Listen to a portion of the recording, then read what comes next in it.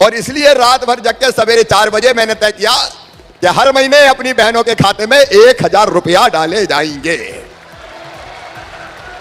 और नाम मुझे सूझा मुख्यमंत्री लाडली बहना योजना। अब मेरी बहनों, यह साधारण योजना नहीं है। अच्छा, यह पैसा किनको मिलेंगे? हर परिवार में जो विवाहित बहन ससुराल चली गई उसको मिलेंगे। ससुराल जो पहुंच गई, 23 साल की न्यूनतम उम्र। और परिवार का मतलब मैं आपको इसलिए समझा रहा हूं कि इस योजना को आपसे मुझे लागू करवाना है। परिवार का मतलब, सब मेरी बात ध्यान से सुन रहे हैं? पीछे तक बताओ, सब सुन रहे हैं? तो परिवार का मतलब है पति पत्नी और उसके बच्चे, ये एक परिवार। तो एक बहन का एक परिवार। अब आप ये बताओ, 1000 रुपया हर महीना मिलेगा तो साल भर में कितने होंगे? 12,000। लेकिन आप सोचो, घर में अगर 2 बहुएं हुई तो दोनों को मिलेंगे। अरे दोनों को मिलेंगे कि नहीं मिलेंगे? तो कितने मिलेंगे? 24,000। अच्छा, कई जगह 2 नहीं, बड़ी भी है, मंझली भी है, संजली भी है, बिचली भी है और छोटी भी है। तो हर एक बहन को मिलेंगे। तो 2 हुई तो 24,000, 3 हुई तो 36,000, 4 हुई तो 48,000। तो बहन को तो मिलेंगे ही। लेकिन बहन का परिवार अगर किसान परिवार हुआ तो 6,000 मोदी जी दे रहे हैं, प्रधानमंत्री जी, 4 मामा दे रहा है। तो कुल कितने और मिलते हैं? 10,000। तो 10,000 और जोड़ लो, कितने हो जाएंगे? और मेरी बहनों, अगर बूढ़ी सासू जी घर में हुई तो उनको अभी पेंशन कम मिल रही है, तो सासू जी की भी पेंशन बढ़ा के कर दूंगा 1000। तो सासू जी को कितने मिलेंगे? अब हिसाब लगाओ कितने हो गए। अब बताना, जिंदगी बदल जाएगी कि नहीं? अरे जोर से बताओ, बदल जाएगी कि नहीं? ऐसी योजना पहले कभी बनी क्या? यह दुनिया की सबसे बड़ी बहनों के सशक्तिकरण की योजना है। और यह योजना बना के मेरा जीवन धन्य हो गया, सफल और सार्थक हो गया। डराया पैसा बहुत लगेंगे, तो मैंने कहा लगेंगे तो लगेंगे, बहनों के लिए लाऊंगा, भैया काय के लिए। अब इससे देखिए, आर्थिक स्थिति तो सुधरेगी, मेरी बहनों की इज्जत घर में बढ़ जाएगी। जब सासू जी को यह पता है कि बहू रानी के खाते में हर महीना 1000 रुपया आ रहे हैं, तो सासू जी कहेगी, अरे बहू की रोटी में भी घी चुपड़ो रे। और जब सासू जी का 1000 रुपया आएगा तो बहू कहेगी, माता जी के पांव दबा दूं सोने के पहले। तो बताओ, सास बहू का प्रेम बढ़ेगा कि नहीं? अरे जोर से बताओ, बढ़ेगा कि नहीं? सास बहू का प्रेम भी बढ़ जाएगा, सचमुच में। और देखो, भाई तो पैसे का दुरुपयोग सबकी बात नहीं कर रहा, लेकिन अगर भाई के हाथ में पैसा है तो हो सकता है कोई कोई उसका गलत उपयोग भी कर ले, लेकिन बहन कभी भी गलत उपयोग नहीं करेगी। देखो, परिवार कैसे सुधरेगा? जब बहन बच्चों के लिए दूध लाएगी, सब्जी लाएगी, दाल लाएगी, जरूरत पड़ी तो थोड़ी बहुत दवाई लाएगी, सबसे पहले बच्चों का ध्यान रखेगी, तो पोषण का स्तर सुधरेगा। और थोड़े बहुत पैसा बचा के भी रखेगी मुसीबत के टाइम के लिए। और अभी तो पतिदेव से पैसा मांगती थी, लाओ माए के जाना, जरा 500 रुपया तो दे दो, तो पतिदेव डांट देते थे, नहीं है, जब देखो तब लगी रहे पैसा मांगने, नहीं है मेरे पास, तो वो महसूस कर रह जाती थी। अब कभी पतिदेव को जरूरत पड़ी और कहीं से पैसे का इंतजाम नहीं हुआ और पतिदेव का मोह उतर गया, चेहरा उतर गया, तो कहेगी, गुड्डू के पापा चिंता मत करो, जे धरे ले जाओ। तो पति का सहारा भी बन जाएगी। बताओ, बन जाएगी कि नहीं बन जाएगी? तो ये योजना बहन की इज्जत और सम्मान घर में बढ़ाएगी। और मेरी बहनें जरा इज्जत से जिएंगी, आत्मसम्मान से भरी रहेगी कि मेरे हाथ में भी कुछ है, मेरे हाथ में भी कुछ है। मेरी बहनों, इस योजना को आपको लागू करवाना है। और इसके साथ एक काम और किया है, 1 अप्रैल से शराब की दुकानों में जितने अहाते थे, दारू के सारे अहाते बंद कर दिए जाएंगे।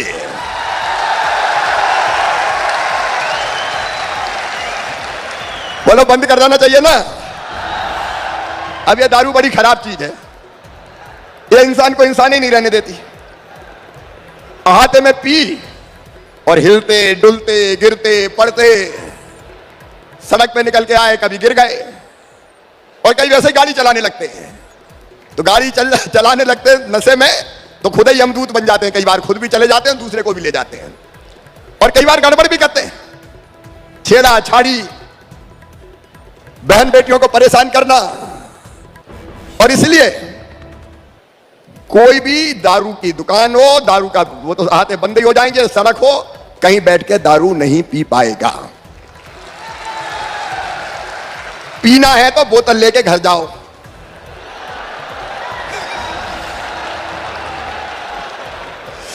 अब घर जाएंगे तो बेटा भी है बेटी भी है, अरे कुछ तो शर्म लगेगी कि नहीं लगेगी। अब बहनों से कह दूंगा जरा एक डंडा तैयार रखना। देखो ये नैतिक प्रतिबंध है, नैतिक प्रतिबंध, ताकि हम इस बुराई से भी बच सकें। और इसलिए हमको लाडली बहना जैसी योजना और बहनों के सम्मान के काम सारे करते रहना है मेरी बहनों। अब मैं एक सहयोग आपसे चाहता हूं सबसे, कि वैसे हम सब काम करेंगे, हम पानी बचाने का काम करेंगे, करेंगे कि नहीं करेंगे? हम पेड़ लगाने का काम करेंगे, करेंगे कि नहीं करेंगे? हम बिजली भी बचाएंगे, क्योंकि आपको बता रहा हूं मैं आज बिजली पे हर साल सब्सिडी हम दे रहे हैं 24,000 करोड़ रुपया, तब बिजली मिल पा रही है सस्ती। लेकिन अगर फालतू बिजली ना जले, केवल जरूरत हो तब जलाए, नहीं दिन है और तो भी स्विच ऑन, 4 बल्ब जल रहे हैं। अरे भैया जरूरत क्या है, एक है तो एक ही जलाओ। मैं सीएम हाउस में जब उजाला होता है तो कभी बल्ब नहीं जलाता, मैं खुद बंद करता हूं मेरे कमरे का। जरूरत क्या है? और मेरी सीएम हाउस में अगर काम करने वालों से अगर कहा सुनी होती तो इसी पे कि ये बिजली के स्विच बंद करो, फालतू बिजली जला रहे हो। अगर ये फालतू बिजली जलना बंद हो जाए तो हम 5-6 हजार करोड़ रुपया की बिजली बचा सकते हैं। और इसलिए हम बिजली बचाने के लिए भी लोगों को प्रेरित करेंगे। जितने काम हमारे, बेटी बचाओ बेटी पढ़ाओ, नशा मुक्ति अभियान, ये सारे काम करेंगे। लेकिन अभी एक काम में मैं 1.5-2 महीना लगाना चाहता हूं आपको, बल्कि 3-4 महीना इन कामों के साथ लाडली बहना योजना को जमीन पर लागू करवाने का काम। बोलो सब करोगे? सब बताओ करोगे? अब कुछ चीजें मैं लाडली बहना का इंप्लीमेंटेशन मतलब लागू करवाना कैसे होगा। नंबर 1, बहनों को यह भरोसा दिलाना कि तुम्हें परेशान होने की जरूरत नहीं है, कहीं नहीं जाना, हम तो हैं, हम आवेदन भरवाएंगे, चिंता मत करो। आवेदन के लिए देखो 3 चीजें, 1 2.5 लाख रुपया से कम आमदनी वार्षिक। 2.5 लाख रुपया का मतलब हुआ हर महीने 20,000 रुपया तक की आमदनी, उससे ज्यादा नहीं होना चाहिए। तो मैं समझता हूं अधिकांश बहनें इस श्रेणी में आ जाएंगी। आ जाएंगी कि नहीं आ जाएंगी? 2.5 लाख रुपया वार्षिक से कम की आमदनी, या 5 एकड़ से कम जमीन, 5 एकड़ तक जमीन होनी चाहिए। उससे ज्यादा है तो फिर बड़े आदमी है, फिर 1000 रुपया की कोई उतना मतलब नहीं है। कोई 4 पहिया वाहन, जीप, कार, उसके मालिक नहीं होना चाहिए। और ये शर्तें, विवाहित बहन 23 साल से लेकर 60 साल तक की उम्र की। अब ये साधारण चीजें, और आवेदन भरना है 25 मार्च से। कब से भरना है? अरे बोलो ना, 25 मार्च से। और आवेदन गांव में ही भरे जाएंगे, शहर में वार्ड में भरे जाएंगे, गांव में ही टीम जाएगी। तो बहनों को एक बात समझाना, भी भग रही है, परेशान हो रही कई जगह कि वो मूल निवासी प्रमाण पत्र बनवा लो, कि आय का प्रमाण पत्र बनवा लो। ना तो आय प्रमाण पत्र की जरूरत है और ना मूल निवासी प्रमाण पत्र की जरूरत है, कोई जरूरत ही नहीं है। क्योंकि ये जरूरत लगा दो तो फिर भग रहे हैं बनवाने, और उसी में 100, 200, 500 रुपया खर्चा कर रहे हैं। आप कहोगे फिर 2.5 लाख कैसे मानोगे? बहन अगर कह देगी कि मेरी आमदनी 2.5 लाख से कम है तो हम मान लेंगे कि 2.5 लाख से कम है, सीधी बात। आप बताओ, बहनों पर भरोसा करना चाहिए कि नहीं? अरे सब बताओ, बोल के करना चाहिए कि नहीं? तो केवल आवेदन टिक करना है कि 2.5 लाख से कम की आमदनी। कोई ने झूठ बताया होगा और शिकायत होगी तो उसकी जांच होकर कार्रवाई हो जाएगी। लेकिन हर एक शिकायत को प्रमाण पत्र लो, उसी में परेशान हो जाए, इसलिए कोई प्रमाण पत्र की जरूरत नहीं। वो बता देंगे, हम मान लेंगे। बहनें वैसे भी झूठ नहीं बोलती। और इसलिए हर गांव में शिविर लगेंगे, शहर के हर वार्ड में शिविर लगेंगे। वार्ड बड़ा होगा तो 3-4 शिविर लगा देंगे। और एक बात और आप ध्यान रखना, एक दिन शिविर नहीं लगेगा। जब तक पूरे आवेदन नहीं भर जाते तब तक शिविर लगा ही रहेगा गांव में। तो बहनों को समझा देना कि परेशान मत हो, एक दिन में एक शिविर में 30-35 आवेदन भरे जाएंगे। क्योंकि केवल भरना नहीं है, मुझे आवेदन भरना है, बहन का फोटो खींचना है भाई, और आवेदन कंप्यूटर में ही भरवा दूंगा मैं। इसलिए कि बाहर धरे रहे तो कोई दबा के बैठ जाए और कहे कि लाओ 50 ले आओ, 100 ले आओ, तो मैं इनका चक्कर ही खत्म करो भैया। कई बार बेईमान कोई घुस जाए तो मामा क्या करे?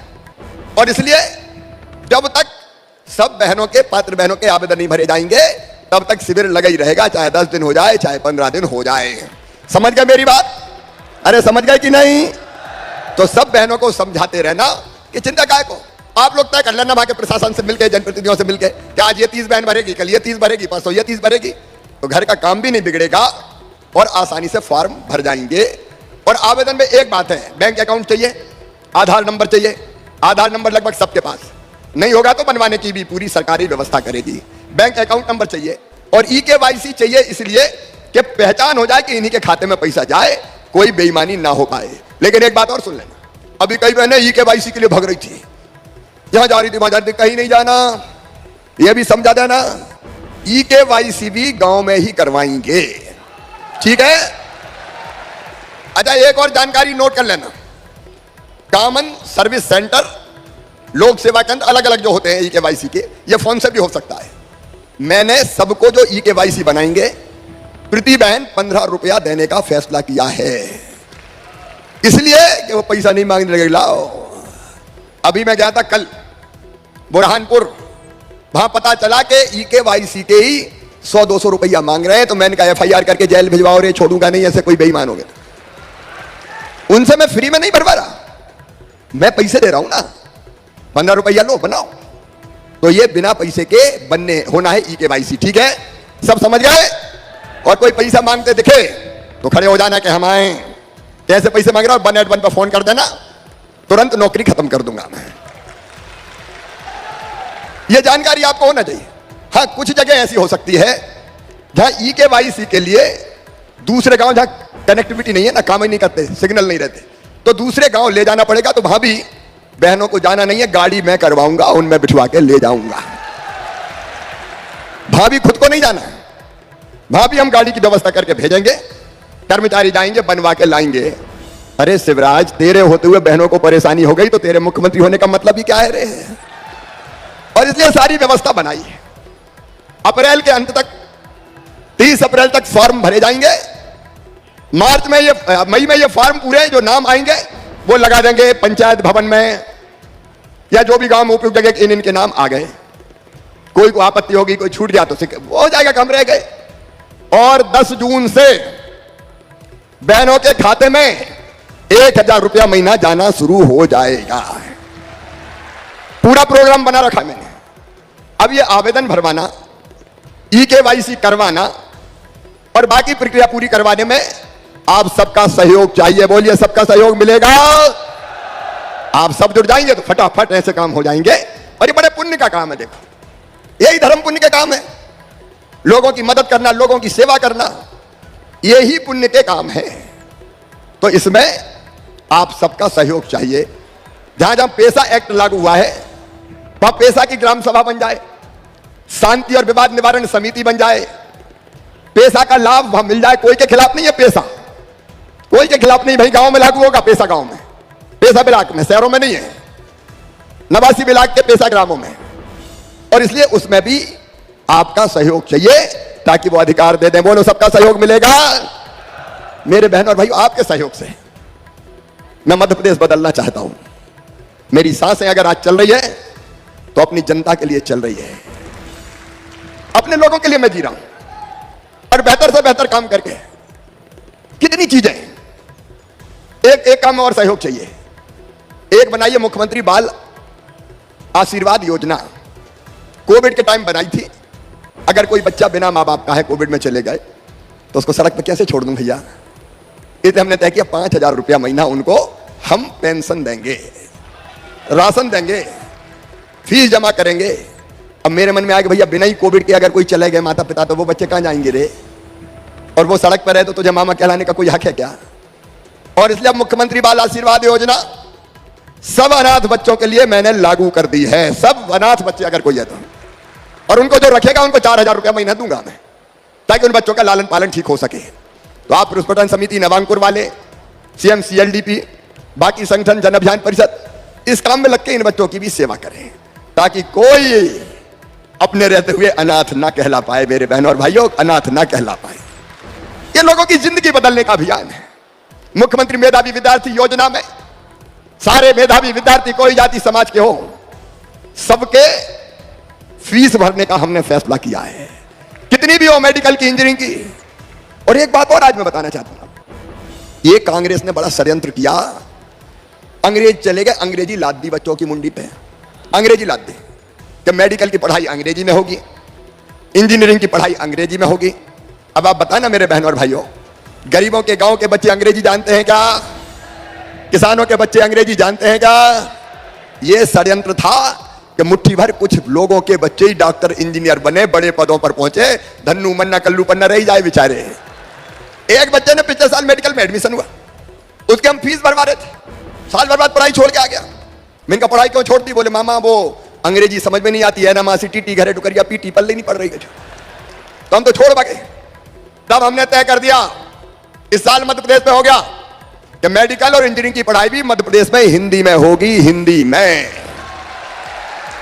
बोलो होना चाहिए कि नहीं? ये सारी व्यवस्थाएं बदलने का काम अपन कर रहे हैं, और इसी में आप सबका साथ चाहिए। देखिए एक नया मध्य प्रदेश बना रहे हैं अपन, किसानों की योजना है, गरीबों की योजना है, मुख्यमंत्री भू आवासीय अधिकार योजना। रहने की जमीन नहीं है तो जमीन के टुकड़े का मालिक बनाएंगे, कोई बिना जमीन के टुकड़े के मध्य प्रदेश में नहीं रहेगा, रहने की जमीन हर एक की होगी। साहब क्यों नहीं होना चाहिए? जब भगवान ने पैदा किया तो इतना हक तो दिया है कि इतनी जमीन का टुकड़ा तो मेरा अपना हो। आज सब योजनाओं की जिक्र नहीं करूंगा, लेकिन ये मैं सब करना चाहता हूं तो अकेले सरकारी तंत्र के भरोसे नहीं, इनको लागू करवाने में समाज का सहयोग चाहता हूं, आपका सहयोग चाहता हूं।